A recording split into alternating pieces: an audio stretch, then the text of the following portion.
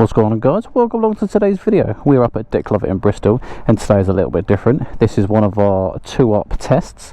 I am on the BMW 1250 RT LE.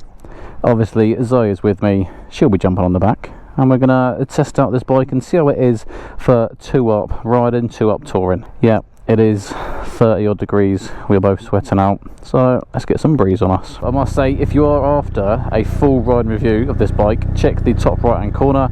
I have done it already. This video is purely on how this bike handles and how its characteristics come through 2-up. So I'll be doing obviously the rider's perspective, and Zoe will be talking about the pillion perspective.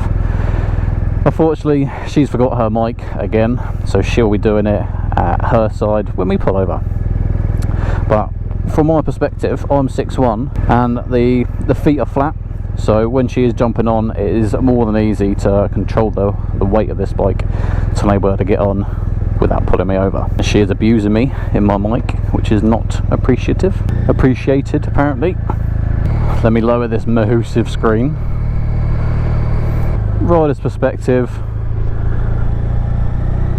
for slow speed handling on this bike, it is a big bike, it is heavy, and then adding the two of us on it, there is a lot of weight. But first gear, the throttle is smooth, so that really helps with the kind of the jerkiness. The pickup of the throttle is nice, especially coming off the throttle as well, so that enables that low speed handling to be a little bit more smooth.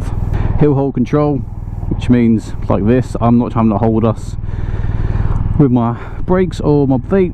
I can just let the bike do the work for me. For now, I'm going to leave it in road mode activated. Oh, we do not need heated grips on. That's what we don't need. Or heated seat. So the shifter is a little bit clunky if you're not kind of giving it a good amount of beans, especially first to second. I know some people say they don't use quick shifter first to second. Well, I do. Here you go, put some fuel in this bad boy. Get me in that shade. Ah, look at that, 70 miles, that'll do, donkey. As we've established then, slow speed manoeuvring is easy. Got a really low centre of gravity, and then obviously adding us on as well. Handles a lot nicer than some of the other bikes we've tested 2-up.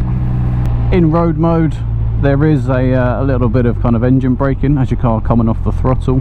Obviously you can put it into dynamic, and then you better go and change some of the parameters. Zoe seems to have a big enough seat back there where she's kind of got her own space, as it were, and she's not all up in on my back, which as a rider is nice. You don't want them pinned to you like a day sack. The brakes are nice and smooth. Coming to traffic lights, you can really just kind of feather the brakes. They're not sharp, they're not jolting me forward, so it's nice to see.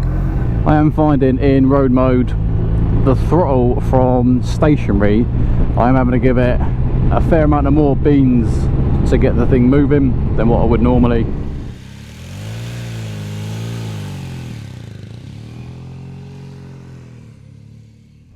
It's easy to keep the bike at 30.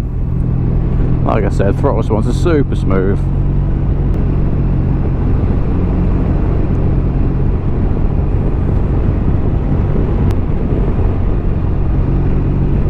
Suspension does feel a little bit kind of soft, so I feel like we're bouncing a little bit as we're going over these bumps.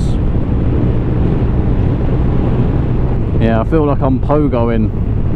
The gear changes on this using the clutch are really smooth as well, so kind of whether you want to use the clutch or the quick shifter, like I said, quick shifter, once you're past first to second, it's really smooth, but say clutch is definitely your way forward for that initial gear change. 60 miles an hour along here. For a bike of its size, it handles really well. The throttle being nice and easy on the wrist. She's not coming in the back of me.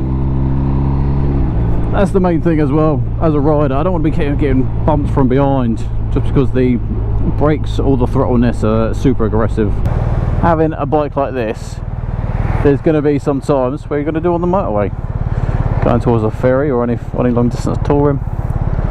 So that's exactly what we're going to do. Jump on the motorway now and see how this handles. So we've done slow speed, done kind of 40 to 60 mile an hour roads. I've no doubt that this is going to perform excellently on the motorway as well.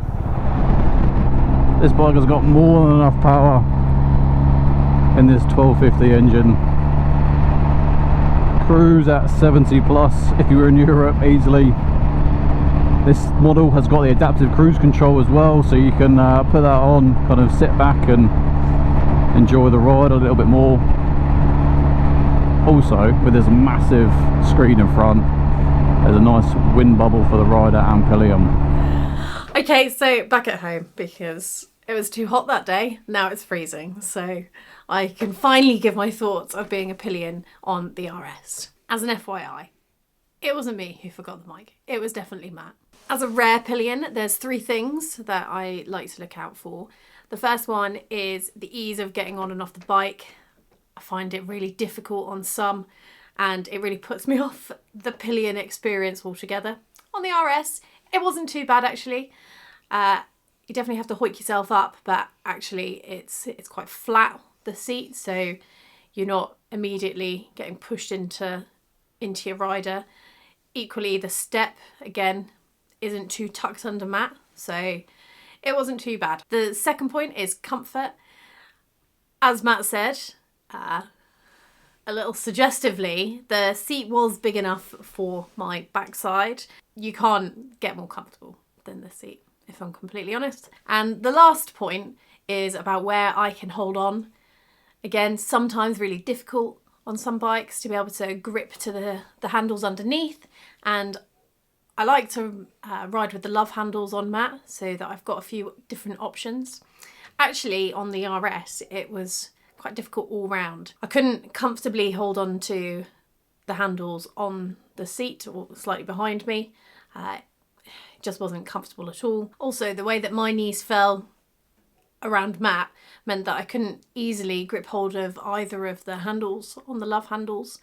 So I ended up kind of placing my hands on Matt a lot of the time, which wasn't too bad because I wasn't slipping into Matt. I definitely had my own seat, which makes you a little bit more stable as you're riding. Matt and I both gave this bike a 7.5 for its ability to handle a pillion rider. Very comfortable. Where it's let down is, for myself, not really comfortable in terms of where I can hold on to Matt or hold on to the bike when we're riding. Also, we both agreed that the suspension is a little bit bouncy. I found I was taking off a lot of the time as we were riding, and I know Matt felt the same. And then the final thing that let it down was just its response when you're pulling off the throttle. You just had to give it so many revs to get going to begin with in road mode. It was definitely one of the better bikes that we've ridden on together. If you want to see more 2-Up reviews from us, where Matt remembers my mic, then please subscribe to the channel, and don't forget to like this video as well and hit the notification bell so that you will never miss out. Till the next one, ride safe.